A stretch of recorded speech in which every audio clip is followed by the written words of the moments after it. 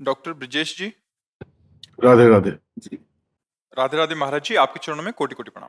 महाराज जी, प्रत्येक दिन में न्यूनतम कितना नाम जप करना चाहिए? हर श्वास।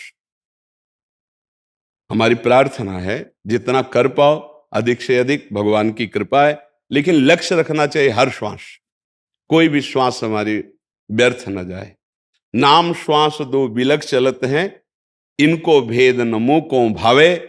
श्वासें नाम नाम ही श्वासा, नाम श्वास को भेद मिटावे। रोम रोम तब रग रग बोले, तब कुछ स्वाद नाम को पावे। जीवन मुक्त होने के लिए, भगवत प्राप्ति के लिए हर श्वास नाम जप करने का अभ्यास करो। जितना हो रहा है वो कम है, हमें ऐसी भावना रखनी है। जैसे प्रारंभ में कोई 2 4 10 माला भी करे तो हम शाबाशी देते हैं, धन्यवाद आप नाम जपना शुरू किए। लेकिन वो ऐसा है जैसे कोई स्कूल में प्रारंभ में जाए, गोली डंडा खींचे तो अध्यापक कहता है बहुत अच्छा, ये लो टाफी लो, तुमने बढ़िया लिखा। लेकिन वो साल भर अगर ऐसे ही करता रहे तो चाटा मारेगा वो, कि इतना ही नहीं आगे भी है। तो वास्तविक हमारा लक्ष्य होना चाहिए हर श्वास नाम जप करना, क्योंकि जिस श्वास में हमारी मृत्यु होगी, अगर उस श्वास में नाम नहीं हुआ तो पता नहीं क्या चिंतन होगा। जैसे अंतिम समय हिरण का चिंतन हुआ भरत जी का। सब कुछ त्याग कर भजन के लिए आए थे और हिरण के बच्चे से मोह हो गया, तो अंतिम समय हिरण का चिंतन हो तो अगला जन्म हिरण का हुआ। तो हम हर समय नाम जप करेंगे, जो हमारी अंतिम श्वास होगी वो भगवत प्राप्ति करा देगी। अंतिम समय मुख से नारायण निकल गया पुत्र के बहाने तो भगवत प्राप्ति। तो हम इसलिए हर श्वास में, मान लो शौचालय में बैठे हैं, अब वहीं दिल फेल हो जाए फिर क्या होगा? तो हम उस समय भी अंदर ही अंदर जप रहे राधा राधा राधा राधा। क्या जाता है? हम हर कार्य करते हुए नाम जपने का अभ्यास करें तो नाम जप होने लगेगा। अभ्यास की कमी के कारण हमें बोझा लगता है कि कैसे होगा, नहीं हो जाएगा। अभ्यास से क्या नहीं हो सकता। देखो, एक प्राकृतिक चेष्टा है कि एक आदमी की आंख में पट्टी बांध दी गई, आसपास एक आदमी लिटाकर उसके तरबूज रख दिए और वो घन से उनको फोड़ रहा है कि एक आदमी ऐसे लिटा दिया गया, उसके आसपास नारियल या तरबूज रख दिए गए और जो फोड़ेगा उसकी आंख में पहले नमक डाला, फिर काली पट्टी बांधी और उसको घन से फोड़ रहा है। डर लग रहा था कि अगर चूक गया तो उसके हाथ पैर खोपड़ी कहीं लग जाए, लेकिन सब फोड़ दिए, कहीं नहीं लगा। क्या हुआ? अभ्यास। आंख मूंद के भी निशाना लगा देना अभ्यास। तो क्या हम अभ्यास करें तो भजन नहीं हो सकता हमारा? भगवान कहते हैं अभ्यास योग युक्तेन चेतसा नान्यगामिना। अगर अभ्यास करेंगे भजन का तो ऐसा एक दिन भजन होने लगेगा कि चित्त जाएगा ही नहीं, उठते बैठते चलते फिरते हर समय नाम चलता रहेगा। नाम चले हर समय, यही लक्ष्य है। जितना जप रहे हो धन्यवाद, और आगे बढ़ाने की कोशिश करते रहो। गणना मन लगाने के लिए है, फल प्राप्ति आप ऐसे ही बोले राधा, वो भगवान सुन रहे हैं। वो नाम आपका जमा है, आप गिनो या ना गिनो, वो फिर ही नहीं जाने वाला कि हमने गिना नहीं तो वो व्यर्थ चला गया, ऐसा नहीं है। अगर आप ऐसे ही राम राम बोल रहे, कृष्ण बोल रहे, हरि बोल रहे, वो आपका जमा हो रहा है, भागवतिक बैंक में जमा हो रहा है। अविनाशी फल देने वाला नाम है। समझ पा रहे? इसमें कोई संशय है आपको? जी। विनायक जी महाराष्ट्र से। राधे राधे। राधे राधे महाराज जी, आपके चरणों में कोटि कोटि प्रणाम। महाराज जी, जब कोई ब्रह्म ज्ञानी महात्मा अपना स्थूल शरीर छोड़ता है तो उसका सूक्ष्म शरीर कहाँ जाता है? जीते जी वो जीवन मुक्त हो जाता, सूक्ष्म रहता ही नहीं। ब्रह्म ज्ञानी की बात है। स्थूल सूक्ष्म और कारण तीनों शरीरों का राग त्याग करके स्वरूप बोध में स्थित हो गया, वो तो जीते जी जीवन मुक्त है। बस शरीर छूट के जो ये पंचभूत तत्व है अपने आप में मिल गए, वो ब्रह्म स्वरूप है। उसको कहीं आना जाना थोड़ी है, वो तो आकाश की तरह व्याप्त है। उसको किसी लोकांतर में जाना आना ये कुछ नहीं होता। उस परम ज्योतिष स्वरूप आत्मस्वरूप में, वो अपने ही स्वरूप में लीन, उसका कहीं आना जाना नहीं होता। बस धातुएं धातुएं में मिल गई, वो धातु थोड़ी हो तो परमात्मा ब्रह्म स्वरूप है। जब ब्रह्म का बोध का मतलब अपने स्वरूप का बोध हो जाना, और उसमें 3 शरीरों का त्याग होता है, स्थूल शरीर, सूक्ष्म शरीर, कारण शरीर। जब कोई चिंतन ही न रह जाए, न सत न असत चिंतन, तो जो बचा वो अपना स्वरूप है। चिंतन चित्त के द्वारा होता है। जब चित्त के चिंतन का ही नाश हो जाए, कोई चिंतन नहीं, जो चिंतन रहित है वो ब्रह्म स्वरूप है। क्योंकि चिंतन होता है, हम चिंतन कर रहे हैं, चिंतन एक क्रिया है, और जिसका चिंतन हो रहा है वो, और जो चिंतन कर रहा है, 3 है ना, त्रिपुटी का लय हो गया। तब वो स्वरूप बोध होता है। क्योंकि ब्रह्म ज्ञान शब्द बोला है, इसलिए उसका न कहीं आना होता है, न जाना होता है, न मरना होता है, न जीना होता है। धातुओं से बना हुआ ढांचा धातुओं में मिल गया, प्रकृति की वस्तु प्रकृति में मिल गई, वो परमात्मा स्वरूप व्याप्त तत्व, जैसे सर्वत्र व्याप्त। वो कोई एक सीमा में शरीर में बंधा हुआ व्यक्तित्व तो नहीं रह गया, वो जीवन मुक्त ब्रह्म स्वरूप हो गया। ब्रह्म सर्वम खलमिदम, वो व्याप्त तत्व है, वो अपने स्वरूप में स्थित हो गया। उसका कहीं किसी लोक में आना जाना ऐसा नहीं होता। ब्रह्म ज्ञानी की बात। भक्त की गति दूसरी होती है, समझ पा रहे? जो भक्त है, जैसे हमने भगवान द्वारिकाधीश की आराधना की तो हम द्वारिकापुरी में शरीर छोड़ने के बाद जाएंगे। राम जी की आराधना की तो साकेतपुरी जाएंगे। शिव जी की आराधना की तो कैलाश जाएंगे। वृंदावन बिहारी के तो वृंदावन दिव्य चिदानंद धाम में आएंगे। भोगों की आराधना की तो मृत्यु लोक में फिर भोग भोगेंगे आके। ऐसे कर्म किए जैसे तो नरक जाओ यातना दे भोगो, ऐसे कर्म किए तो स्वर्ग जाओ सुख भोगो। अलग अलग कर्मों का हिसाब है। लेकिन ब्रह्म जो बोध है वो कैवल्य पद है, वो व्याप्त परम तत्व है, उसका कहीं आना जाना नहीं होता। वो जीवन मुक्त, जीवन मुक्त जीते जी, वो केवल चलता खाता पीता दिखाई दे रहा है, वो कुछ करता नहीं है। प्राकृतिक क्रियाएं हो रही लेकिन वो उसका करता नहीं है। जीवन मुक्त महाप्रभु, वो स्थिति जब स्वयं में अनुभव में आती तभी जानी जाती, वाणी के द्वारा अनिर्वचनीय, बस इशारे से है, उसका कहीं आना जाना नहीं होता, वो जीवन मुक्त होता है। समझ पा रहे हो? हाँ, इसको दिमाग में रख लो, साधन करो, आगे समझ में आ जाएगा। हम अपनी तरफ से बच्चा कह रहे, चिंतन शून्य होना बहुत कठिन है। आप देखो ना, एक क्षण भी बिना चिंतन के रहते हो क्या? चिंतन होता है। हमें लगता है अगर विट्ठल विट्ठल विट्ठल जपो और उनका चिंतन करो तो वही ब्रह्म है। चिंतन शून्य होना बहुत कठिन है, लेकिन चिंतन करना हमारे लिए सहज हो जाएगा, क्योंकि हम किसी न किसी आकार का चिंतन कर रहे हैं। तो हम उसी आकार को भगवत स्वरूप में ले लेते हैं, राम रूप में, कृष्ण रूप में, शिव रूप में, और उनका चिंतन शुरू करते तो वही ब्रह्म ही है ना। उनका नाम जप करते तो वही है ना। तो हम चिंतन करके अचिंत्य को प्राप्त कर लेते हैं। लेकिन चिंतन रहित होकर अचिंत्य स्वरूप में स्थित होना इसके लिए बहुत कठिन। ज्ञान के पंथ कृपाण के धारा, परत खगेश लगे नहीं बारा। सहज मार्ग है भक्ति। आप भक्तों की जगह से आ रहे हो, महाराष्ट्र तो भक्त जप करते हैं, कह रहे रामकृष्ण हरि का जप हाँ, तो फिर ये प्रश्न का, रामकृष्ण हरि जप कर रहे तो आपको मिलन की चाह होनी चाहिए ना। हमें मुक्त नहीं होना, हमें मिलना है। किससे मिलना है? जो परब्रह्म परमात्मा तत्व है, मैं उनका सेवक हूं, ऐसे भाव से उनसे मिलना है जाकर। देखो, ये था हम प्रपद्यन्ते तास्तते भजाम में, हम आप जैसा चिंतन करेंगे वैसे ही वो ब्रह्म का अनुभव होता है। अगर आप चल रहे हो भक्ति मार्ग में तो फिर इस मार्ग को छोड़ो, अब इधर आओ कि मुझे कैसे साक्षात्कार होगा, मैं कैसे अपने प्रभु को देखूं, मैं कैसे उनसे मिलूं, इस तड़पन में। नहीं, हाँ, खूब नाम जप कीजिए। भगवान देखो ना, महाराष्ट्र के जितने बड़े बड़े महापुरुष हुए सब परम ज्ञानी हुए हैं, पर परम प्रेमी भी हुए हैं। वो मोक्ष पदवी स्वीकार नहीं करते, वो भगवान के प्रेम धाम को प्राप्त करना चाहते हैं। तो जिसमें महापुरुष जन गए उसी में चलो, वहां की तो चरण धूलि तुम्हें भक्त बना देगी। ऐसे तुकाराम जी, नामदेव जी, ज्ञानदेव जी, सोपान देव जी, एक से एक महान सिद्ध महापुरुषों की भूमि है महाराष्ट्र। क्यों? नाम जप करो, उस मार्ग में चलो जिसमें हमें महापुरुषों ने पहुंचाया है। अब हमें बिहारी जी के दर्शन करने तो इधर धीरे धीरे चलेंगे तो पहुंच जाएंगे, लेकिन दौड़ लगा दे छठी करा की तरफ तो पहुंचना मुश्किल हो जाएगा। प्रेम प्राप्ति के लिए भगवत मार्ग में चलिए। समझ पा रहे हैं आप? वो स्वाभाविक हो जाएगा। प्रेमी को स्वाभाविक ज्ञान हो जाता है, लेकिन ज्ञानी को प्रेम हो जाए ऐसा नहीं। ज्ञानी को भगवत दर्शन हो ऐसा नहीं। प्रेमी को भगवत दर्शन भी होगा, ज्ञान भी हो जाएगा। भगवान का भक्त ज्ञानी थोड़ी होता है जी। प्रश्न ये है गुरु जी की, जैसे भगवान राम के पिताजी दशरथ जी थे जी, उन्होंने भी राम राम कह के प्राण त्यागे जी, और अजामिल जो थे, जो हमने भागवत में आपके जी, उन्होंने भी अपने पुत्र नारायण को नारायण नारायण कह के प्राण त्यागे। जी, लेकिन दशरथ जी को स्वर्ग गए जी, और अजामिल को सीधे बैकुंठ गए। हाँ, इसमें बात ये देखनी है, इसमें बात ये देखनी है कि दशरथ जी महाराज भगवान की लीला देखने के लिए जो अंतिम इच्छा होती है उसे भगवान जानते हैं, आप तो जानते नहीं ना। मुख से तो राम राम निकल रहा है, पर हृदय से लाडले राम की लीला देखनी है।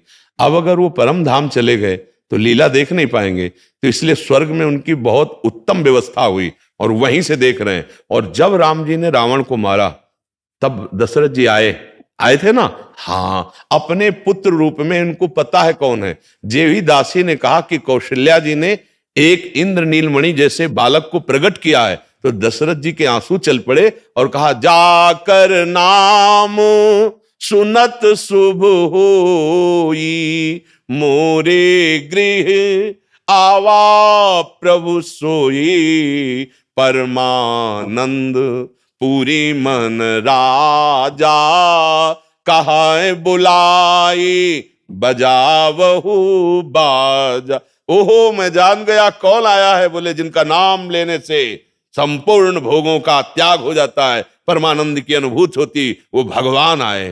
अब श्रवण कुमार के पिता के श्राप के वश शरीर छोड़ना पड़ा। अपने लाडले की लीला नहीं देख पाए। लीला देखने की चाह परम पद कैवल्य पद में नहीं, विभेमी कैवल्यता।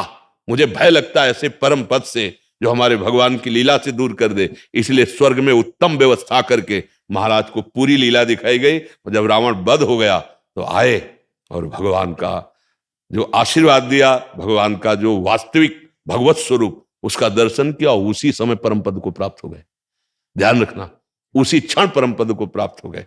तो भगवान के धाम में अजामिल का इसलिए प्रवेश हो गया, महापापी था, केवल नाम के बहाने से हुआ। उसको लीला के दर्शन की आकांक्षा नहीं थी, वो जानते ही नहीं था परम पद क्या है। लेकिन दशरथ जी को पता था कि मेरे यहां परम पद स्वयं अवतरित हुआ है, अब मैं इसकी लीला का स्वाद लूंगा, लीला का रसास्वादन। इसलिए वहां सुरपति के यहां विशेष व्यवस्था से रहे और भगवान की लीला का रसास्वादन किया। अनंताचार्य जी, जी। श्रीमन नारायण महाराज जी, श्री राधे। आपके चरणों में कोटि कोटि प्रणाम। महाराज जी, अर्जुन ने विराट रूप का दर्शन किया और भगवान श्री कृष्ण हमेशा अर्जुन के साथ रहने पर भी अर्जुन को मोह और अहंकार में कैसे वो फंस गए? अर्जुन कैसे फंस गए उनके साथ अगर श्री कृष्ण थे? नहीं, फंसा नहीं जाता। जब दो मित्र होते, जैसे हमें आपको कोई नई बात इनको बतानी है तो हम आप दोनों मिलते हैं, और आप नाटक करते हो अज्ञानी को, फिर हम करते हैं ज्ञानी को, और दोनों प्रश्न उत्तर करते हैं तो लाखों को लाभ प्राप्त होता है। तो भगवान अविद्या का स्पर्श कभी अपने भक्तों के हृदय में नहीं होने देते, पर लीला करते हैं। जैसे कामाभिमानी कभी नहीं होना चाहिए कि मैं काम विजयी हूं, तो नारद जी को काम सता गया। जैसे बहुत सावधान रहना चाहिए, कभी क्रोध नहीं आना चाहिए, तो शनकादि को क्रोध हो गया। इन जो दिव्य आत्मबोध संपन्न महापुरुष हैं, इनमें तो विकार प्रवेश ही नहीं कर सकता। पर जैसे निर्विकार भगवान स्वयं विकार की लीला करते हैं। क्या भूख लगी है तो रो रहे मैया के स्तनपान के लिए, अगर उनके इस इच्छा में बाधा पड़ती है तो माट सब फोड़ देते हैं प्रभु। ये प्रभु निर्विकार सच्चिदानंद पूर्ण काम में ये कैसे हो सकता है? तो यथा माम प्रपद्यन्ते तास्तव भजाम में, हम वो पुत्र भाव से भज रही, तो वात्सल्य सुख देने के लिए भगवान ऐसा कर रहे हैं। ऐसे ही भगवान के जो निज जन नर और नारायण के अवतार हैं, भगवान श्री कृष्ण और अर्जुन। अर्जुन पूर्ण काम महापुरुष, सिद्ध महापुरुष हैं। उनमें न क्रोध है, न ममता है, न अहम है। पर संसार के प्राणियों को क्रोध, ममता, अहम, काम से कैसे विजय प्राप्त हो, तो एक प्रश्न कर्ता बनता है। एक वो स्वांग रचते हैं अज्ञानी का, और एक परम गुरु का ज्ञान रखकर, वो दोनों एक ही हैं। वो उपदेश कर रहे हैं, उनमें किंचन मात्र अर्जुन को मोह नहीं। जैसे पूरी गीता सुनने के बाद अर्जुन ने स्पष्ट कह दिया था, नष्टो मोहा स्मृतिर्लब्धा त्वत्प्रसादान मयाच्युता, मतलब मोह खत्म हो गया, ऐसा वर्णन कर रहे हैं। फिर जब द्वारिकापुरी में एक बार अर्जुन जी गए तो वहां एक ब्राह्मण के पुत्र प्रकट होते ही मर जाते थे। तो वो आकर के राज दरबार में रखता और बोला, ऐसा तो कभी नहीं होता कि पिता के सामने नवजात शिशु की मृत्यु हो जाए। इसका मतलब राजा का दोष होता है अगर प्रजा को ऐसी गतियां प्राप्त होने लगे। अर्जुन जी बैठे थे, वो निंदा कर रहा था। अर्जुन जी ने कहा, मैं प्रण लेता हूं कि अब की जो तुम्हारी संतान होगी उसकी मैं रक्षा करूंगा। यदि रक्षा नहीं कर पाया तो मैं चिता लगाकर भस्म हो जाऊंगा। भागवत में है। तो उस ब्राह्मण ने कहा, अर्जुन तुम व्यर्थ की बात क्यों करते हो? जहां भगवान श्री कृष्ण और बलराम जी विराजमान हैं, वो हमारे बालक। तो उनका, मैं श्री कृष्ण और बलराम नहीं हूं, मैं गांडीव धनुषधारी अर्जुन हूं, जो प्रतिज्ञा करता हूं उसका पालन करता हूं। यहां शब्द में अगर दोष दृष्टि से देखे तो दोष हो गया, और भाव दृष्टि से देखे तो बहुत ऊंची बात कह दी। दोष दृष्टि से देखे कि मैं श्री कृष्ण बलराम नहीं हूं, मैं जो कहता हूं करता हूं, मतलब मैं। अगर भाव दृष्टि से देखे तो बोले मैं श्री कृष्ण बलराम नहीं हूं, वो भगवान है। लेकिन भगवान अपना प्रण भूल जाते हैं, पर भक्त की वचन कभी नहीं टालते। मैं अर्जुन हूं, भगवान का दास हूं, दोनों भाव में उसमें। अर्जुन जी इसके लिए भगवान से अनुमति नहीं ली, स्वयं निर्णय कर लिया। गलत। जब हम अपना गुरु मानते, शिष्यस्ते हम साधिमाम प्रपन्नम, तो पूछना चाहिए भगवान से कि आदेश हो तो मैं रक्षा का संविधान करूं, लेकिन पूछा नहीं। क्या झलक रहा है यहां। इसके बाद पहली तो बालक जब पैदा होता था तो उसका 100 मिलता था।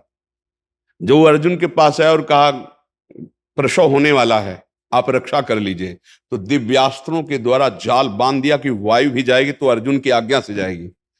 बालक प्रकट हुआ और अंतर ध्यान हो गया, 100 भी नहीं मिला और धिक्कारने लगा कि हम कहते थे कि तुम रक्षा नहीं कर पाओगे। तो उनका अभी मैं हारा नहीं हूं। यमपुरी गए, आदेश किया कि अगर उस ब्राह्मण का बालक यहां लाया गया, उनका नहीं, बिल्कुल नहीं।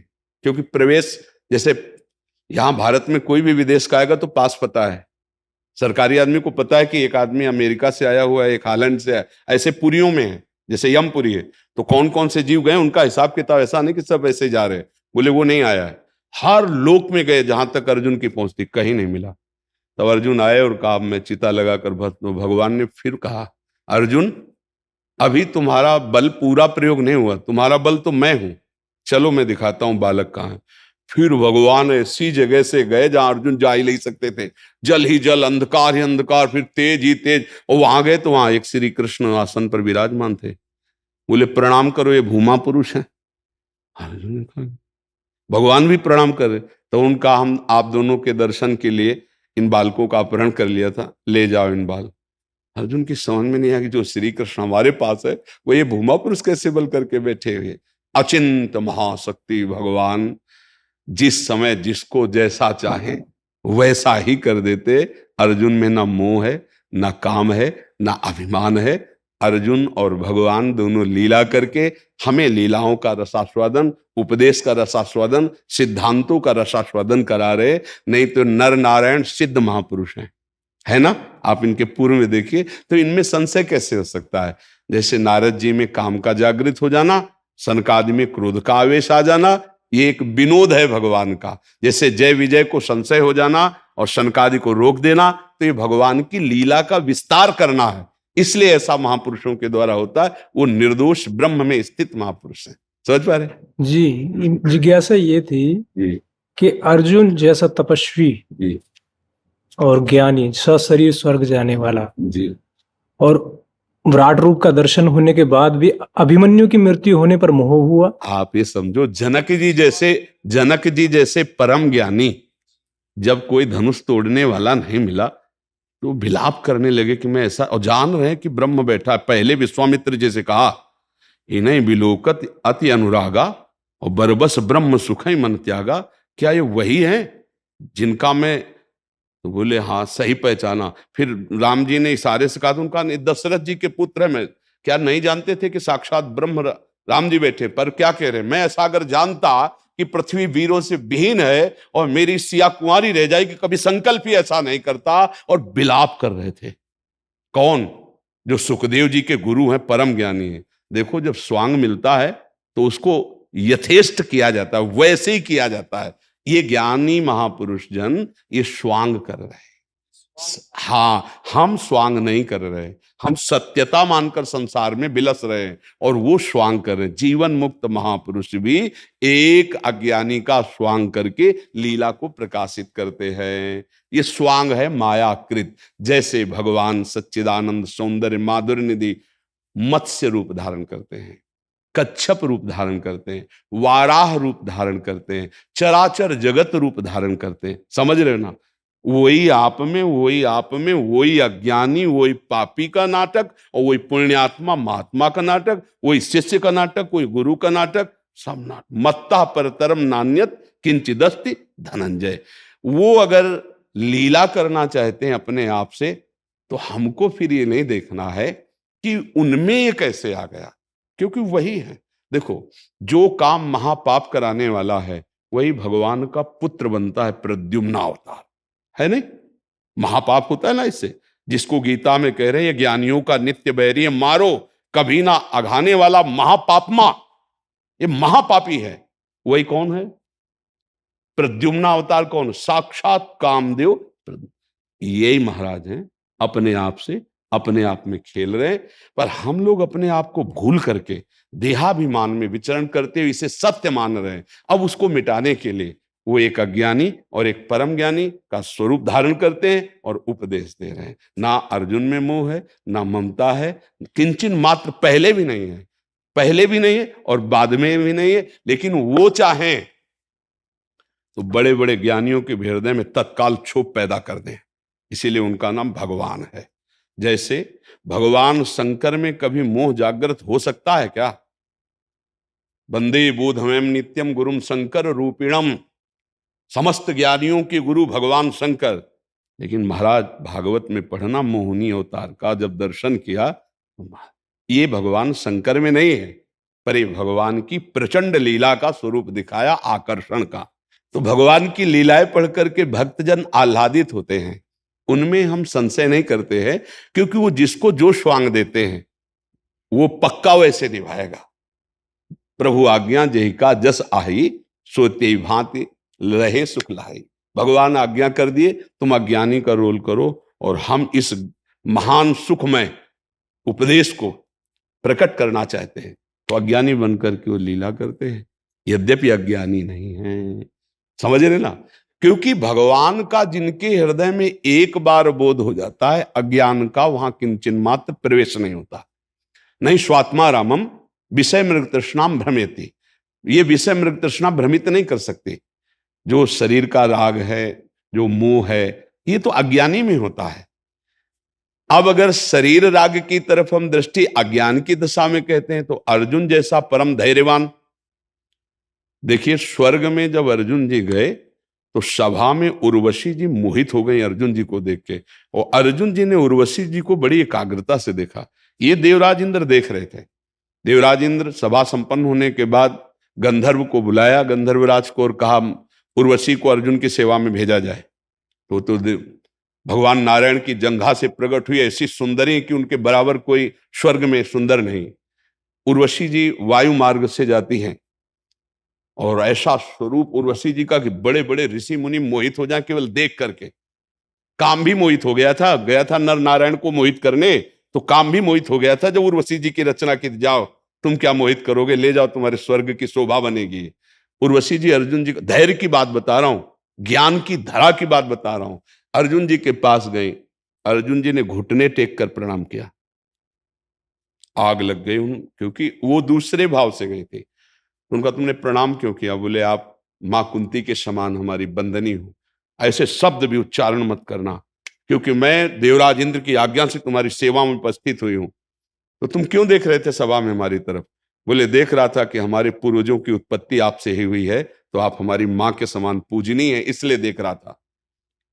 उन्होंने कहा सब बातें छोड़ो, मैं अप्सरा हूं, तो मुझे सेवा का अवसर दीजिए, क्योंकि देवराज इंद्र ने ऐसा, उन्होंने कहा ऐसा कदापि नहीं हो सकता, मैं कुंती मां के बराबर देखता हूं और ऐसा ही देखता रहूंगा। देवी आपके चरणों में प्रणाम करता हूं, आप कभी ऐसी भावना भी मत कीजिए। स्वर्ग में एकांत विलासिता के महल में उर्वशी जैसी अप्सरा आकर्षण कर रही हो, ऐसा महापुरुष अपनी निष्ठा से कैसा साप दे दिया, जा नपुंसक भाव को प्राप्त हो, लेकिन अपने धर्म से विचलित नहीं हुए। वो भगवान के साक्षात स्वरूप हैं। देवराज इंद्र के सिंहासन पर बैठते हैं, आधे पे देवराज इंद्र, आधे पे वो बैठे हुए अर्जुन जी, बराबर बैठे थे देवराज इंद्र के सिंहासन। और श्री कृष्ण जिनके सारथी बने हुए हैं, उनके ज्ञान में, उनकी भक्ति में, उनकी प्रेम में कोई कमी है क्या? तो जहां ज्ञान है, भक्ति है, प्रेम, वहां मोह कैसे जागृत हो सकता है? मोह का तो किंचन मात्र अगर लेस होता तो उर्वशी जी में आकर्षण हो जाता, कदापि नहीं। इसका मतलब है लीला। जैसे आप प्रसंग पढ़ना, जब सत्यराजित का वध हुआ और भगवान हस्तिनापुर में सत्यभामा जी के साथ थे, वहां सूचना पहुंची तो सत्यभामा जी रोने लगी, मेरे पिता का वध हो गया, हाय है, तो भगवान भी रोने लगे। प्रसंग है कि मैं तो बहुत विपत्ति में फंस गया, मेरे ससुर का वध हो गया, आप चल करके हम जरूर स्यमंतकमणि खोजेंगे मारने वाले। लीला पुरुषोत्तम। जैसे यही बात भगवती अम्बा देख करके संशय खड़ा कर लिए थे, जो सबकी बुद्धि है। या देवी सर्वभूतेष बुद्धि रूपेण संस्थिता। जब श्री राम जी हे खग हे मृग हे मधुकर श्रेणी तुम देखी सीता मृग नैनी, तो उनको लगा कि अगर सच्चिदानंद प्रभु हैं तो ये क्या, और भगवान शिव कह रहे जय सच्चिदानंद परम धाम की, तो उन्होंने कहा भगवान शिव प्रणाम करें और सच्चिदानंद कह के, और सच्चिदानंद का मतलब होता है त्रिकालज्ञ, और अगर त्रिकालज्ञ है तो पशु पक्षियों से पूछ रहे सीता जी कहाँ है, हे खग हे मृग हे मधुकर, और अगर ये पूछ रहे हैं तो अज्ञानी है, और अगर अज्ञानी होते तो भगवान सच्चिदानंद कह के क्यों प्रणाम करते। बार बार संशय और उनका विलपना, और हे खग हे मृग हे मधुकर श्रेणी तुम देखी सीता मृग नैनी। सती जी बार बार संशय में डूबते, भगवान शिव ने बार बार समझाया। बड़े बड़े योगी मुनि जिनका ध्यान करते हो भगवान श्री राम है, ये लीला कर रहे हैं, प्रणाम कर प्रणाम। तो उनको नहीं, ये दशरथ राजकुमार हैं, हे खगमग ऐसा पूछ रहे हैं, पर जगत गुरु भगवान त्रिकालज्ञ शिव ये सच्चिदानंद कह रहे हैं।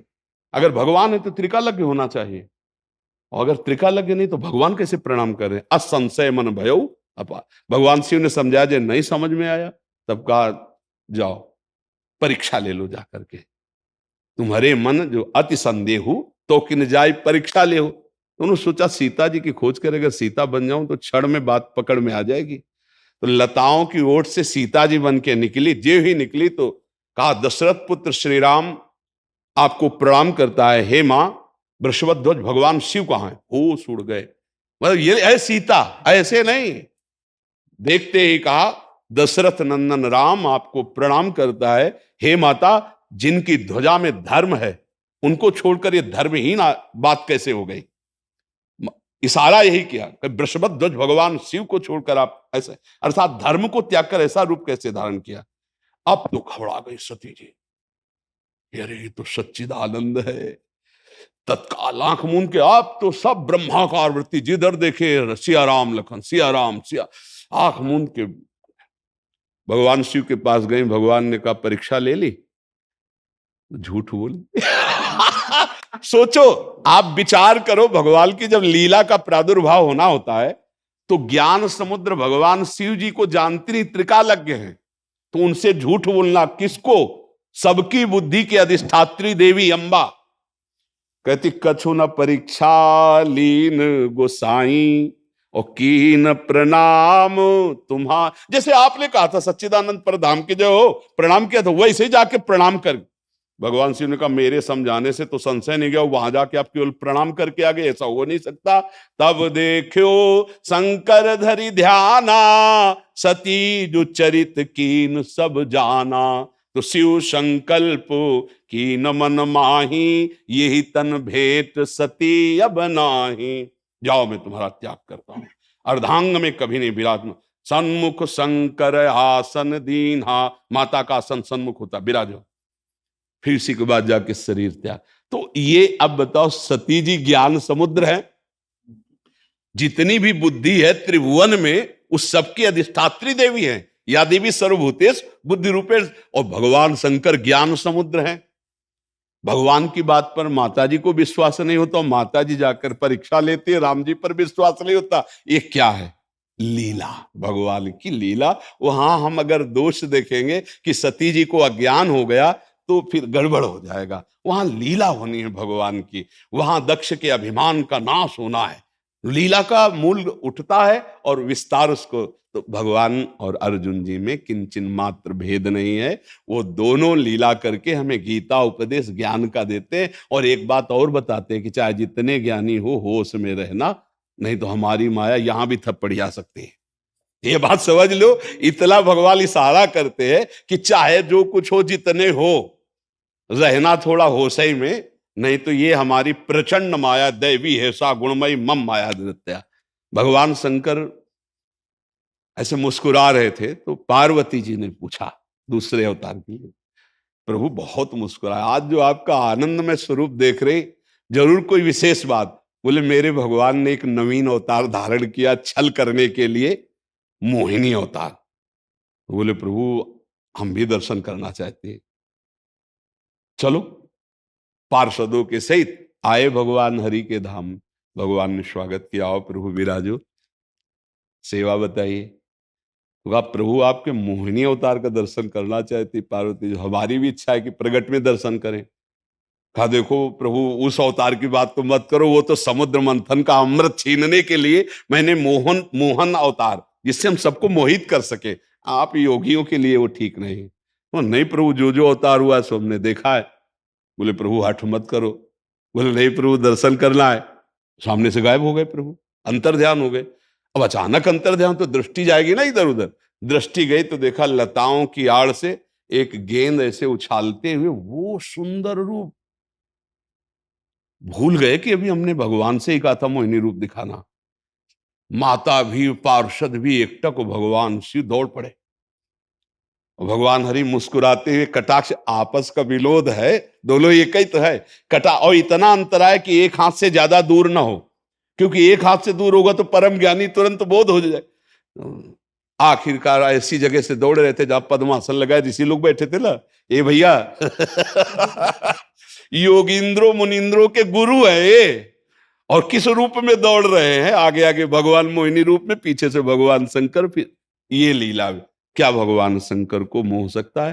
त्रिपुर सुंदरी भगवती अम्बा वामांग में विराजमान रहती है और उपदेश करते हैं किंचन मात्र मोह। लेकिन ये हरि की लीला है, ये हरि की विवशता दिखाते हैं कि अगर भगवान चाहें तो अपने आप का कैसा लीला सृजन कर लेते, क्योंकि शिव और हरि में इतना भी अंतर नहीं, वही हरि है वही शिव है, समझ रहे ना। तो अपने लोगों को तो अपने स्वामी, जैसे जमूरा जादूगर की हर चाल को जानता है, दूसरे लुभायमान हो सकते हैं, वाह वाह वो कभी ताली नहीं बजाएगा क्योंकि उसको पता है। ऐसे हम लोग जमूरे हैं अपने प्रभु के, हम हरिदास हैं, हमें पता है उनकी कृपा से उनकी चाल को, कि अब ये कौन सा चाल खेलने वाले हैं और ये कैसे खेला है। सोई जाने जे देव जनाई। तो अपने हरि की लीलाओं को गाते हैं, हरि की लीलाओं को निर्दोष दृष्टि से देखते हैं और उसका सुख रसास्वादन पाते हैं। किंचन मात्र कहीं पूर्ण में विकार नहीं है। जी, दास का तो इतने अर्जुन के माध्यम से ये था कि अर्जुन में मोह हुआ। हम लोग तो इतने कीचड़ में फंसे हुए, हम लोगों को नहीं, हम लोगों को नहीं होगा। पक्की मटकी फोड़ करके कुछ नहीं बनाया जा सकता, और कच्ची मटकी फोड़ के सब कुछ बनाया जा। हम लोग कच्ची मटकी स्वीकार करते हैं ना, कारीगर बहुत जोर का है, वो ऐसा बल जो चाहे बना सकता है। आप समझो ये जो सिद्ध महापुरुष है ये लीला पात्र है, हम लोग बच्चा हैं, कच्चे हैं।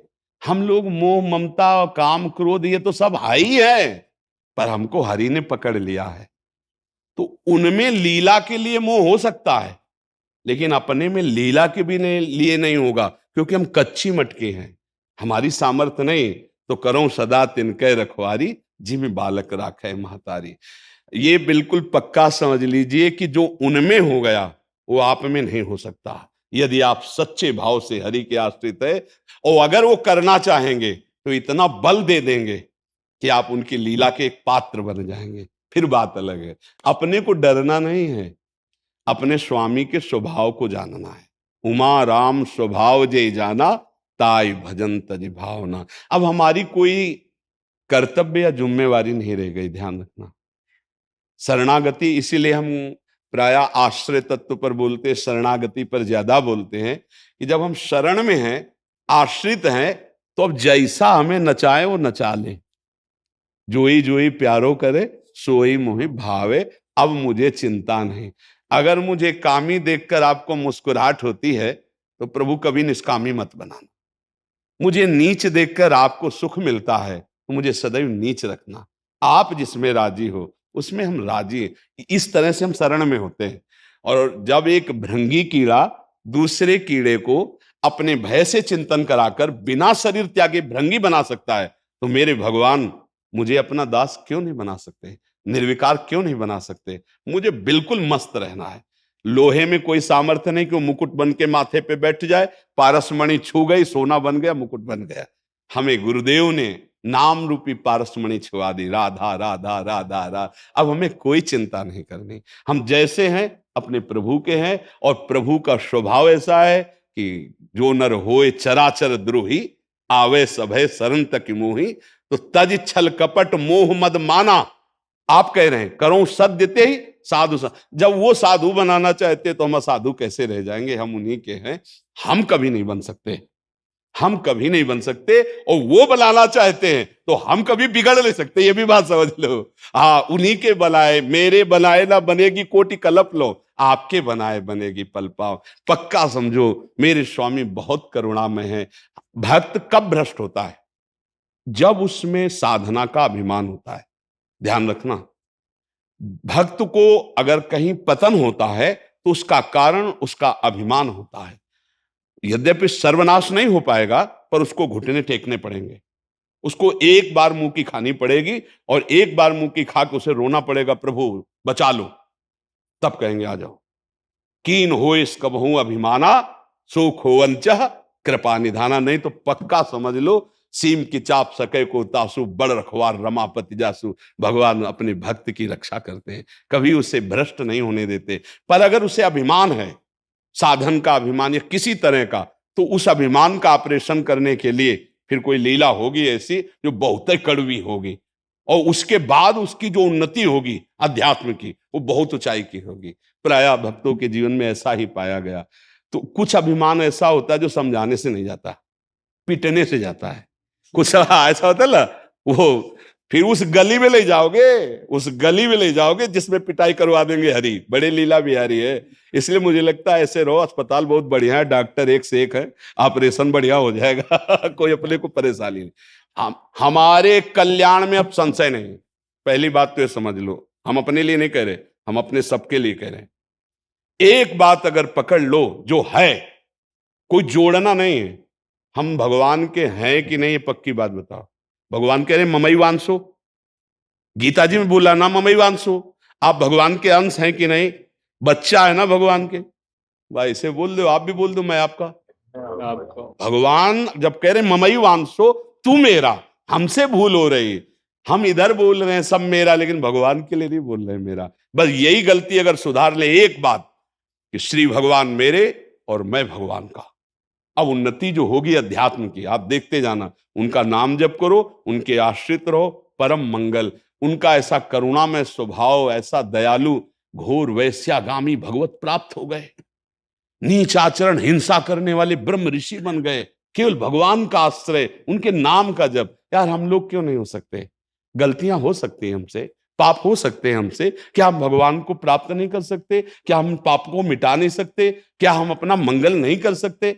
हमें बताओ, हम इतने कमजोर क्यों होते जा रहे हैं कि भगवान को प्राप्त करना बड़ी कठिन बात। कैसी कठिन बात? बाप को बाप कहना कठिन बात है? भगवान को प्राप्त करना कठिन बात है, संसार को छोड़ना। सबसे पहली बात समझो, भगवत प्राप्ति कठिन नहीं है, कठिन है जो हमने अपने को फांस दिया है ना, कि अमुक अमुक अमुक राग मोह ममता भोग वासना कामना, इनसे कठिन है। प्यारे, एक झटके में सब कट जाएगा। वो जरा सा ज्ञान देंगे, सब संबंध ढीले पड़ जाएंगे। भगवान का आश्रय जितना बन सके नाम जप करो, हो सके तो पाप ना होने पावे ऐसा आचरण करो, जीवन मंगल में हो जाएगा। हम भगवान की कृपा से कहते हैं, बहुत दयालु है, बहुत कृपालु है। हम सब उन्हीं की कृपा से चल रहे हैं। आज जो आप सुन रहे हो, आप जो समझ रहे हो, केवल उनकी कृपा का प्रसाद है, केवल कृपा का प्रसाद। वो कृपा हमारे ऊपर है, आपके ऊपर है। आपके ऊपर ना होती तो आप यहाँ आते नहीं, हमारे ऊपर ना होती तो हम बोल नहीं पाते। विचार करके देखो, हम दोनों कृपा से ही चल रहे हैं। उसी कृपालु का आश्रय लो। जहां कहीं पाप करने का मन हो तो उस समय भगवान को सामने देखो, वो देख रहा है। उनसे प्रार्थना, प्रभु आप देख रहे हो ना, मेरे से आपके विपरीत आचरण होने, नाथ आप देख रहे हो, प्रभु मुझे बल दो। वो तत्काल आपको बचाएंगे अगर सच्ची पुकार है। और पापाचरण ना हो, भगवान का नाम चल रहा है, तो बहुत जल्दी लाभ मिल जाएगा। सच्ची कहते हैं, हृदय भक्ति का या अध्यात्म का फल जानते हो क्या होता है? हृदय में अखंड प्रसन्नता आ जाना, हृदय का निर्विकार हो जाना। ये फल नहीं है कि 4 लोग प्रणाम कर रहे हैं या संपत्ति मिल जाना। ये पापात्माओं के पास है, जो घोर पाप करते हैं। बढ़िया गाड़ियां हैं, परिवार है, बिल्डिंगें हैं, 4 लोग उनको नमस्कार करते हैं, ये सब कुछ नहीं। द्वंद्वों पर विजय प्राप्त करके, विकारों पर विजय प्राप्त करके एक अद्भुत आनंद जिसको वाणी से नहीं कहा जा सकता, वो भक्ति का फल है, वो भगवान के भजन का फल है। और वो हम सबका अधिकार है, कोई भी हो, सबका, पुरुष नपुंसक नारीवा जीव चराचर कोई, सर्वभाव भज कपट तज मोहि परम प्रिय। भगवत प्राप्ति के लिए कोई योग्यता की जरूरत नहीं, एक बात, आप मेरे मैं आपका, सच्चाई से। तो जहां हमारा महत्व होता है वहां हमारा चिंतन होता है। जैसे कामी का कामिनी पे, लोभी का धन पे, ऐसे प्रेमी का अपने प्रीतम का चिंतन होता है। अंदर ही अंदर नाम चल रहा है, कभी रोना आ रहा है, कभी पुकार हो रही है। यही आनंद है, परमानंद की जो अनुभूति होती है इसी से होती है। सब नाम जप करो, कोई नशा मत करो, गंदा आहार मत करो, और कैसी भी परिस्थिति हो टूटना मत, उस समय भगवान को याद करना, हे नाथ आपके आश्रित हूं, ये आपकी माया प्रचंड है, आप मुझे बचा लो, वो निश्चित बचा लेंगे। राधा वल्लभ लाल की जय। नीरज पहलवान जी। गुरुजी राधे राधे। गुरुजी, मैं पिछले 5 वर्षों से गांव में निःशुल्क कुश्ती अखाड़ा चला रहा हूं और बच्चों को खेल की भावना से, नशे से दूर और ब्रह्मचर्य का पालन करना सिखाने की कोशिश करता हूं। गुरुजी, आप मेरा मार्गदर्शन करें कि मैं कैसे बच्चों को राष्ट्रभक्ति और खेल भावना को बढ़ा सकूं उनके अंदर, ऐसा। हाँ, इसमें ब्रह्मचर्य प्रत्येक मार्ग के लिए बहुत सुंदर नींव है, चाहे वो गृहस्थ में जाए, चाहे किसी खेल में जाए, या किसी कार्य। गांव में पहले तो 10-20 पहलवान होते ही थे, अब समय बदल गया, इसलिए अब तो पैंट शर्ट दिखाई देती है, जांग और भुजा तो दिखाई नहीं देती है, क्योंकि बाल्यावस्था से मोबाइल और कुसंग तो उनके अंदर संयम रह नहीं गया। तो बिना ब्रह्मचर्य के ये कोई भी मार्ग हो, पुष्ट होना बड़ा कठिन है। जैसे हमारी राष्ट्र सेवा में है, तो अगर ब्रह्मचर्य तो स्मृतिवान है, धैर्यवान है, बलवान है, तभी वो राष्ट्र सेवा में लग पाएगा। तो ब्रह्मचर्य की शिक्षा प्रायः जो विद्यालयों में शायद नहीं दी जाती। क्यों? हमें लगता है ना, विद्यालयों में ब्रह्मचर्य की तो शिक्षा नहीं दी जाती, और एक शिक्षा जुड़ गई है कि आप ब्रह्मचर्य क्षीण करें तो कोई हानि नहीं है, ऐसा डॉक्टर बताते हैं और ऐसा उनको उपदेश मिलता है। प्रायः ऐसा जो उत्साह बढ़ाने वाले लोग हैं वो भी कहने लगे, सर्वनाश कर दिया बच्चों का। अभी 13, 14, 15, 16, 18 की अवस्था है और वो अन्य क्रियाओं द्वारा अपनी जीवनी शक्ति का नाश करने लगे। तो ये तो बहुत धन्यवाद का विषय है कि आप उनको बैठाल करके ब्रह्मचर्य के विषय में बताएं। और ब्रह्मचर्य के लिए व्यायाम अति आवश्यक है। जैसे बिल्कुल सीधे देहाती व्यायाम, दंड बैठक, अगर आप ठीक से ब्रह्मचर्य नहीं रहेंगे तो आप इसका जोरदारी से पालन नहीं कर पाएंगे। मान लो 500 बैठक लगाए और 100-200 दंड लगाए, तो अपने आप आपका वीर्य जो है वो संचय होने लगेगा, क्योंकि इच्छाओं का दमन होता है। जब हमारी इंद्रियां शिथिल होती है ना मेहनत से, तो इच्छाओं का दमन होता है। और जब ऐसे ही खाते हैं इधर उधर का भोजन और कोई व्यायाम नहीं, तो इच्छाएं प्रबल होती हैं। तो ऐसा बहुत सुंदर है, आप नवीन बालकों को ब्रह्मचर्य की शिक्षा दीजिए। और व्यायाम अत्यंत आवश्यक है प्रत्येक जीवन में। आज जो चेहरे पे चमक नहीं है, आज जो शरीर स्वस्थ नहीं, तो क्या भोजन नहीं खा रहे? क्या नहीं, सब खा रहे, पर व्यायाम नहीं कर रहे, संयम नहीं है। इसके कारण न चेहरे पे तेज है, न बुद्धि में प्रकाश। बुद्धि चतुर है पर उसमें ज्ञान का प्रकाश नहीं है। खूब खा पी रहे हैं पर शरीर में बल नहीं है, अध्यात्म बल नहीं, क्योंकि काम आदि ने शरीर को नष्ट कर दिया है, विकारों ने शरीर पर आक्रमण कर दिया है। तो ये तो बहुत अच्छा है, आप नौजवानों को शिक्षा दीजिए ब्रह्मचर्य की। और परोपकार जैसा कोई धर्म नहीं है, दूसरों का उपकार करना। ऐसा ही पुरुष राष्ट्र सेवक और समाज सेवक होगा, परोपकार जो करना सीख जाए। आज अपने माता पिता की सेवा तो करते नहीं, राष्ट्र सेवा के लिए कैसे भावना बने? सयाने हो जाते, पढ़े लिखे हो जाते, धन कमाते हैं, अब उनको लगता है माता पिता भार हैं, उनको छोड़ देते हैं। प्रायः कोई बिरले ऐसे पुत्र हैं जो अपने वयोवृद्ध माता पिता की सेवा करें। हमें लगता है उनको बैठकर शिक्षा देनी चाहिए कि माता पिता की सेवा, परिवार की सेवा, समाज की सेवा, राष्ट्र की सेवा, इसी से भगवान प्रसन्न होते हैं। अगर हम मंदिर में पूजा करें और बूढ़े माता पिता भूखे बैठे रहे, तो भगवान कोई सेवा स्वीकार करने वाले नहीं, क्योंकि साक्षात प्रभु उनके हृदय में बैठे हैं। उस समय वो असमर्थ है, उनकी सेवा करनी चाहिए। अगर अपने माता पिता की सेवा कर रहे हो तो राष्ट्र सेवा हो रही, क्योंकि वो राष्ट्र के एक सदस्य हैं, समाज के एक सदस्य हैं, परिवार के एक सदस्य हैं, और भगवान की भी सेवा हो रही, क्योंकि सबके हृदय में भगवान विराजमान है। तो ये बहुत उत्तम बात है। 2 बातों से नवीन पीढ़ी को बचाया जाए, पहला व्यभिचार से जिससे ब्रह्मचर्य, और दूसरा आहार से। जो गंदे आहार हैं वो कभी बुद्धि को शुद्ध नहीं होने देंगे। पवित्र आहार और सात्विक आहार किया जाए तभी हमारा बल। देखो गांव में जो हमने देखा है, गाय का दूध गाय का घी खाते थे, सीधे बाजरा और चना की रोटी खाते थे, 2.5 लीटर 5 लीटर घर में माठा सबके होता था, मठा, और ऐसा बल होता था कि देखने लायक शरीरों में रहता था। हमने देखा है अपने पिता परिवार आदि को, कभी कोई निषिद्ध पदार्थ मतलब प्याज लहसुन का भी प्रवेश नहीं था, क्योंकि ऐसे को लोग। तो जिन लोगों को ये दिमाग में बैठ गया है कि मांस भक्षण करने से ही शरीर पुष्ट होगा, तो मैं प्रार्थना करता हूं, चर्बी बढ़ सकती है लेकिन तुम्हारे अंदर मनोबल उस कोटि का नहीं होगा, क्योंकि दूसरे की हिंसा करके अपने शरीर का पोषण करने वाला बलवान नहीं हो सकता। बलवान होता दूसरे की रक्षा करके, अपने को कष्ट में रख करके, फिर वो महाबलवान होता है। कुछ दिन की बात है, इसके बाद फिर वो काम में नहीं आता शरीर, क्योंकि इस तरह से जो हम अधर्माचरण करेंगे वो आगे जाके बुढ़ापे में शरीर ऐसा फैल जाएगा कि लघुशंका और सोच के लिए भी सहयोग की जरूरत पड़ेगी। फिर पहलवानी किस काम की अगर हमें किसी और का सहयोग लेना पड़े। पवित्र भोजन, पवित्र आचरण और समाज सेवा। समाज सेवा में पशु पक्षी भी आते हैं। हमारे यहाँ पशु पक्षियों की भी पूजा की गई है, सब में भगवान की भावना की गई। आज जो हमारी समाज में मांस भक्षण चल गया है, चाहे तलवार की नोक पर गाय का मांस चखाया जाता था धर्म भ्रष्ट करने के लिए, आज पैसा लगाकर खाते हो, पूछते हो कहाँ का है। कैसी बुद्धि भ्रष्ट होती चली जा रही। हम उस धर्मा अवलंबी हैं, धर्म पे चलने वाले हैं जहां गर्दन कटवा दी गई है पर चखा नहीं है। ये जो विदेशी जन आए थे, जो अधर्मावलंबन करने वाले आए थे, वो तलवार की नोक पर तो कटवा दी गर्दन, लेकिन गाय का मांस नहीं चखा। आप देश विदेश जाते हो, जो आपको मांस मिलता है वो आप पूछते हो क्या किसका है, बस खा लेते हैं।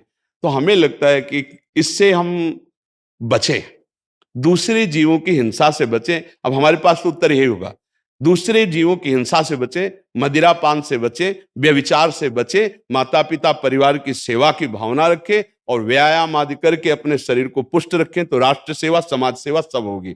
अगर हम किसी को कष्ट देते हैं तो हमें नहीं लगता कि हम आगे चलकर सुखी हो पाएंगे। आप सात्विक भोजन और ब्रह्मचर्य धारण करें। हमने 2 को देखा है, कानपुर में एक नामी पहलवान थे, मांस भक्षण करते थे। वो गांव का एक आदमी जो केवल दूध घी खाता था, वो उनसे स्वभाव थे शरीर में, और देर न लगा 5 मिनट में पछाड़ दिया तो रो रहे थे बैठ करके। देखो ब्रह्मचर्य में एक अपार शक्ति, ब्रह्मचर्य का जो स्वरूप है वो महाबल संकल्प युक्त होता है। हमें लगता है अगर ब्रह्मचारी रहा जाए तो संकल्प से जो बल प्रकट होगा वो किसी को भी परास्त कर सकते हो। संकल्प का बहुत बड़ा बल होता है, और जो कामी पुरुष होता है, भोगी पुरुष होता है, संकल्पहीन होता है, उसके संकल्प में बल नहीं होता। तो हमें लगता है समाज को शिक्षा देनी चाहिए, खुद ऐसे आचरण करने चाहिए कि हम मांस भक्षण न करें, हम किसी को कष्ट न दें, हम नमक रोटी भले खाएं, दूध घी खाएं और उससे अपने को पुष्ट रखें ब्रह्मचर्य के द्वारा, तो प्रकाश हो सकता है। नहीं 4 दिन का भैया ये शरीर है, 4 दिन का समझो, इसके बाद जो गति होगी। तो हमें अंतिम परिणाम, विद्वान वही बुद्धिमान वही जो फाइनल को देखे। हमारे शरीर को कोई काटे तो कष्ट होगा ना, तो किसी भी जीव को वैसे ही अपना शरीर प्यारा है। आप बकरा है, मुर्गा है, किसी भी जीव को दुनिया करे, आप हमारे पास आए, हम आपको जो बता रहे, किसी भी जीव को कष्ट देना हमारे ऊपर पाप लग रहा है, उसे भोगना पड़ेगा। इसलिए हम तो प्रार्थना करते हैं हाथ जोड़कर कि आप मदिरा मत पियो, मांस मत खाओ, पराई माता बहनों से व्यभिचार मत करो, संयम और धर्म का पालन करो, तो सुखी रहोगे। अगर ये ऐसा नहीं है तो 4 दिन की चांदनी है, फिर अंधेरी रात है। ये शरीर कब कैंसर हो जाए, कब किडनी फेल हो जाए, कब एक्सीडेंट हो जाए, हमारा कर्म घटना रूप धारण करता है। कभी डंडा लेके कर्म नहीं आता, कर्म घटना रूप बनता है। अरे बोले बहुत अच्छे पहलवान थे, जा रहे थे, एक्सीडेंट हो गया, अब वो फैल गया, शरीर नष्ट हो गया, बोले अमुक रोग हो गया। इन सब घटनाओं से बचने के लिए भगवान का नाम जप करे। हनुमान जी से बढ़कर कोई महाबली है, पर हर समय राम राम राम राम ना, भगवान की भक्ति। और भगवान परशुराम महाबली, जब तक हम भगवान का आश्रय नहीं लेंगे, भजन नहीं करेंगे, संयम से नहीं चलेंगे, पवित्रता से नहीं चलेंगे, तो दूसरों के ऊपर हमारा प्रभाव नहीं पड़ेगा। हमारे अंदर शारीरिक बल बढ़ेगा तो काम भी बढ़ेगा। कई जगह ऐसा देखा गया है कि बेविचार प्रवृत्ति नहीं रुकती, तो हम मांस खाकर शरीर को बलवान करके समाज को दिखा करके पैसे ले लिए और वासना से काम की पूर्ति, ये पहलवानी नहीं हुई। हमारे देश के लिए हमारा शरीर किस काम में आया? भरण पोषण करने के लिए अगर हम पहलवानी करें, कुश्ती करके पैसा, वो तो एक जीवन यापन के लिए, देश के लिए हम क्या कर रहे हैं? तभी देश के लिए कर सकते हैं जब हम किसी को कष्ट ना पहुंचाएं, तो दूसरे का हित होगा, मंगल होगा। तो हमें लगता है ब्रह्मचर्य, आहार पर संयम और किसी भी माता बहन की तरफ व्यभिचार दृष्टि नहीं, अपने बुजुर्गों की सेवा, अगर ऐसी शिक्षा समाज में दी जाए तो आपका भी जीवन धन्य है और हमारे समाज का भी जीवन धन्य है। रश्मि जी कोलकाता से। राधा वल्लभ श्री हरिवंश। राधा वल्लभ श्री हरिवंश महाराज जी, मेरा प्रणाम। महाराज जी, मेरा प्रश्न है, जब हम शरणागत होने की कोशिश कर रहे हैं तब क्या हमारे व्यवहारिक जीवन में हर बात में श्री जी को सर्वोपरि रख सकते हैं? जैसे कोई भी बात में, व्यवहार में ऐसा कहना कि जिसमें मैं का इस्तेमाल नहीं करके हर बात में श्री जी का नाम लेंगे, तो क्या ये अहंकार है? जैसे श्री जी का नाम लेकर कहीं सूक्ष्म भावना, अहंकार, लोगों के सामने बार बार कहना कि श्री जी करवा रही हैं या श्री जी देखो, नहीं, इसमें कई बार ऐसा भी हो सकता है जो हम अपने इष्ट के लिए बार बार शब्द अगर ऐसे बाहर बोलेंगे ना, तो व्यवहार में ठीक नहीं है। अंदर रखो, अंदर भावना करो। अगर हमारे अंदर है कि मेरे आराध्य देव के द्वारा, उन्हीं के बल से, उन्हीं की बुद्धि से हमारी सारी चेष्टाएं हो रही, हम बाहर से बोलते हैं कि मैंने किया, मैंने वो किया, मैं ऐसा कर सकता हूँ, ऐसा, वो दोषयुक्त नहीं है। बाहर से हम बोल रहे हैं कि श्री जी ने करवाया, और अंदर से अहम का सुख है, वो दोषयुक्त है। श्री जी अंदर की बात देखते हैं। अच्छा, बाहर बार बार ऐसा बोलने से व्यवहार में श्री जी ऐसा कर देंगे, इतना तप है हमारे अंदर कि हम जो सामने बोल कि अगर ऐसा हो जाए तो हाँ श्री जी कर देंगे, नहीं बोलना। हम प्रयासरत हैं, आप भी प्रयासरत रहिए। ये कार्य है, लौकिक कार्य, हम श्री जी को क्यों बोले बीच में? जो संत जन हैं, जिनका एक ही उद्देश्य है परमार्थ, वो व्यवहार में भी ऐसा बोलते हैं। लेकिन जैसे गृहस्थ में है तो व्यवहार में वार्ता ऐसी करे संसारी पुरुष जैसी, और चिंतन अंदर भागवतिक रखे, नहीं तो कहीं हमारी भक्ति दिखावा न बन जाए, कहीं हमारी भक्ति का उपहास न होने लगे, है नहीं? अगर हम अपनी भक्ति को गुप्त रखते हुए एकदम व्यवहार में जैसे संसार में किया जाता है बर्ताव, वैसा देखो आप ऐसा ऐसा कर देना, हाँ श्री जी चाहेंगे तो हो जाएंगे। कैसा उत्तर रहा?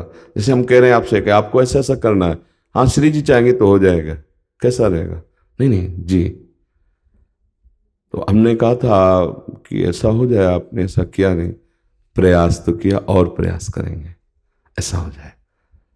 तो एक सम्मान प्रिय बात हो गई और एक हमारा कर्तव्य, और श्री जी चाहेंगे हो जाएगा, ऐसा हो नहीं, आप कल ऐसा कर, नहीं श्री जी चाहेंगे तो ऐसा हो जाए।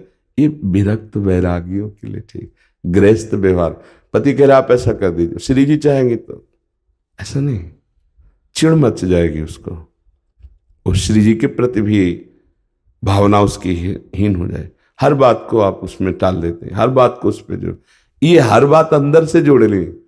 बाहर से हम कह रहे हैं कि ठीक है ऐसा करेंगे, और अंदर से चल रहा है श्री जी हमें बल देंगी, ऐसा हो जाएगा। अगर नहीं हुआ तो श्री जी का विधान था, नहीं हुआ तो हम यही कहेंगे क्यों नहीं हुआ, गलती पड़ी, हम आगे से सुधार करेंगे। हम क्या कहें, गलती हुई, आगे से सुधार करें। ये गलती क्यों हो गई, श्री जी ने करवा, तो वो गाली भी दे सकता है, अपराध हमारा बन सकता है, इष्ट के प्रति सामने वाले की श्रद्धा बिगड़ सकती है। हम बार बार अपने इष्ट को खुला नहीं करेंगे, हृदय का प्रेम छुपा के रखा जाता है। और हम व्यवहार में बिल्कुल बर्ताव ऐसे करें जैसे सांसारिक आदमी बर्ताव करता है, और आंतरिक चिंतन हमारा बड़ा गुप्त आराध्य देव के प्रति हो, बाहरी व्यवहार ऐसे साधारण हो, तो बहुत ज्यादा भक्ति फलीभूत हो जाएगी व्यवहार में। अब जैसे अपने संत भगवत मार्ग के प्रति खुला है, हम श्री जी की इच्छा नहीं हुआ, श्री जी की इच्छा नहीं थी, हम कहेंगे क्योंकि हम देख रहे हैं उनका विधान नहीं था। पर आप एक गृहस्थ हैं, आपका व्यवहार उसमें ज्यादा भक्ति को बाहरी ऐसे नहीं करना, उसको छुपा के रखना है। अगर हमारी आंतरिक बात समझ पा रहे, किसका प्रश्न था?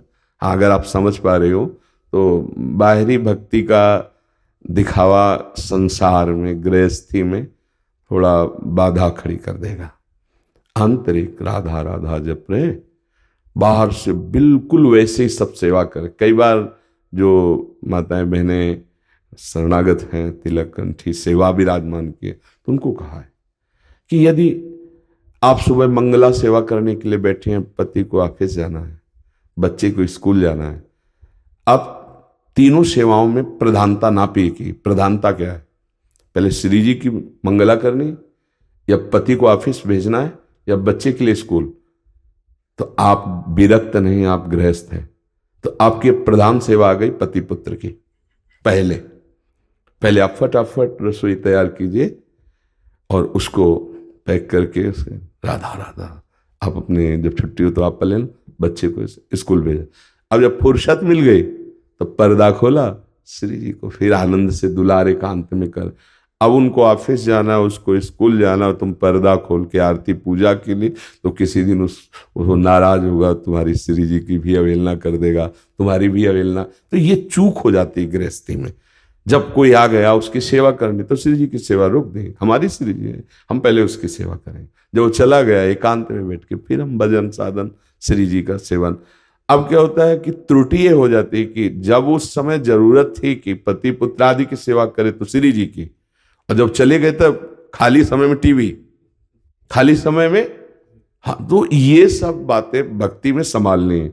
खाली समय में हम प्रभु का चिंतन करें, और जब हमारी सेवा का समय हो तो राधा राधा अंदर से जपते हुए, तुम्हें तो हम नहीं देंगे, पहले श्री जी को पवाएंगे जाके, तो उसके अंदर कौन है? गृहस्थी में पहली बात ये देखनी पड़ेगी, पति के हृदय में भी राधा वल्लभ जी हैं, वही प्रभु बैठे हैं, पुत्र के अंदर भी है। अब वो पुत्र के रूप में कह रहा मुझे लाओ भूख लगी, बोले नहीं तुम नहीं लो, भाव राधा राधा राधा, अंदर से भाव किया, हे नाथ, जैसे आप वहां लकड़ी के सिंहासन में हम भावना करते कि आप पर, तो यहाँ मेरे बेटे के हृदय रूपी सिंहासन में भक्ति करो ना, तो उसको बहुत छोटी स्तर की ना बनाओ, एक बड़े स्तर की बनाओ। कोई जान ही ना पावे कि आप कितने महान भक्त हो। चिंतन असाधारण और क्रियाएं साधारण। अब किसी भक्त से पूछो जो इस विषय को नहीं, बिना श्री जी को भोग लगाए हम बेटे को कैसे दे सकते हैं, पति को कैसे दे? अब वहां झगड़ा शुरू, तो ये भोग श्री जी पा रहे, ये भक्ति हो रही। जिस घर में भक्ति को लेके झगड़ा हो रहा है वो भक्ति हो रही? मुझे तो नहीं लगता कि भक्ति झगड़ा कराती है, नहीं। और जब आप भगवत भाव करोगे तो सच्ची में राधा वल्लभ जी पति के हृदय में पाते हुए नजर आएंगे, आपको दिखाई देगा। वाह, अभी तक तो हम केवल सिंहासन में प्रभु को समझती थी, अब सब में प्रभु। अगर हमारा प्रेम वास्तविक प्रभु के प्रति है तो पूरा परिवार तुम्हारी बड़ाई करेगा और पूरा परिवार तुम्हारे प्रति प्रेम भावना करेगा, क्योंकि आप सब में, सास में, ससुर में, पति में, पुत्र में, सब में प्रभु को देख रहे हैं। उनके द्वारा दी गई प्रतिकूल बातें हमारे ऊपर असर नहीं करेंगी, क्योंकि हम प्रभु को देख रहे हैं। ये उत्तम भक्ति। हम व्यवहार में ऐसे शब्दों का प्रयोग गृहस्थी में होते ही न करें। विरक्ति में तो ठीक है कि प्रभु, पर व्यवहार में फिर बड़ा निषेधात्मक लगेगा। हमारी इच्छा है कि आप ऐसा ऐसा कर दें, हाँ श्री जी चाहेंगे तो हो जाएगा। अब ये उत्तर वो कैसे समझेगा सामने वाला? नहीं, हम जो कहा सुना तुमने कि नहीं, वो कहे हमने कहा श्री जी को, वो फिर अपमानजनित बात होगी, भक्ति का उपहास हो जाएगा। हाँ बिल्कुल, आप जो कह रहे हैं वो हम ऐसा ही करेंगे। नहीं हो पाया तो हमें नहीं कि श्री जी की इच्छा नहीं थी, नहीं मेरी गलती हो गई, या सावधानी हो गई, आगे से मैं फिर सुधार।